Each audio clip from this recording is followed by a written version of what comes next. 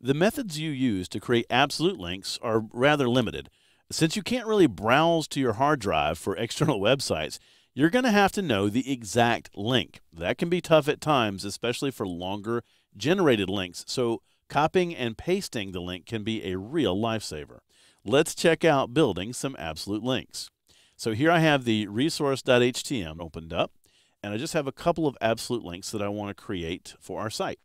I'm going to scroll all the way down towards the bottom section, and right here under the tour checklist section, we have the sentence, "For more information on traveling to California, go to visitcalifornia.com." So I'm going to go ahead and highlight visitcalifornia.com and click inside the link dialog box.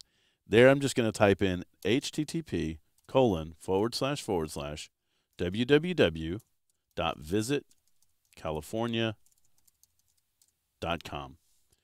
Now I hit return.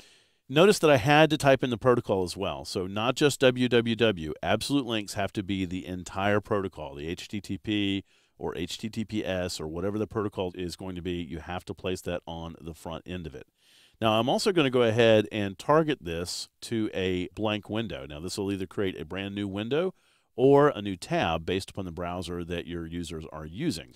The benefit of that is if you're going to send somebody away from your site, navigate them to another location online, you often want to make sure that your site stays up. That way, if they're browsing around for a while, they don't have to hit the back button 15 times to get back to your page, and if they close the tab, they're right back into your page. You should be a little careful about that, though, because you don't want to cause somebody to have 15 open tabs just by clicking around your site. So my advice to you there is just use it judiciously. So I'm going to go ahead and save this file. And there's another file that needs our attention. I'm going to go over to my Files panel. So I'm going to go in my Tours folder, and I want to open up the Tour Detail BigSur.htm. If I scroll down a little bit, I can see that at the very bottom I have this little paragraph where I can view hiking trail information or a map of Big Sur. Well, we want to send our users to Google Maps and give them a map of Big Sur. That's going to be a really long link, and frankly, I have no idea what it would be. So we're going to go out to Google Maps, find the map of Big Sur, and copy and paste its link into our own page here. So I'm going to switch out to my browser and go to Google Maps. And once I'm on Google Maps, I'm just going to type in Big Sur, California. Sure enough, it lands me right there on Big Sur. And now somebody has an idea of where this is. They can go in, find points of interest, all sorts of things. So I want to go ahead and send them to this page, but if you've noticed, the URL still just says maps.google.com. And that's not going to help me. If I copy and paste that link, they're still going to have to type in Big Sur, and that's not really helping. So what I'm going to do is go right over here, and you can see there's a little link right here for the link to that particular page. So I'm going to click on that, and it gives me two ways to embed that into my website. One would be just the link itself, and the other one would create an iframe which would embed the map on your page. Now, you're certainly free to do that, but what we're studying here is how to create absolute links, so that's not the solution that's going to work for us. So what I want to do is find this top section, and I just want to copy that. So I'm going to highlight that really long query string and copy that, and then go back into Dreamweaver. Once I'm back into Dreamweaver, I'm going to highlight the text, view a map of Big Sur, click inside the link dialog box, and paste.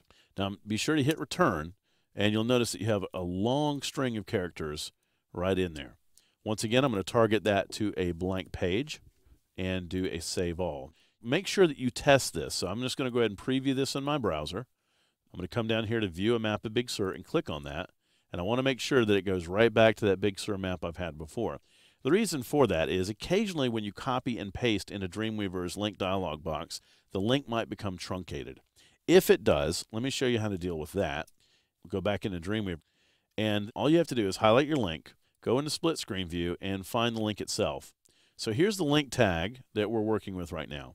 Notice that the href attribute is the one that contains that really long query string to Google Maps. So if you just go into code view, if you highlight this and paste your link there, it's guaranteed to work. Sometime in the properties inspector, it truncates it a little bit, so you need to be aware of that particular behavior in Dreamweaver. It will sometimes get you in trouble, so make sure you test that thoroughly. So absolute links, they're just as easy to create as any other link in Dreamweaver. You just have to remember the protocol on the front of it. Leaving it off can create a broken link and frustrate your users. Now remember that using _blank for target allows people to browse in a new tab or a new window without leaving your site. And that can be both a good and a bad thing, so you need to think very carefully about usability before committing any link to a new window.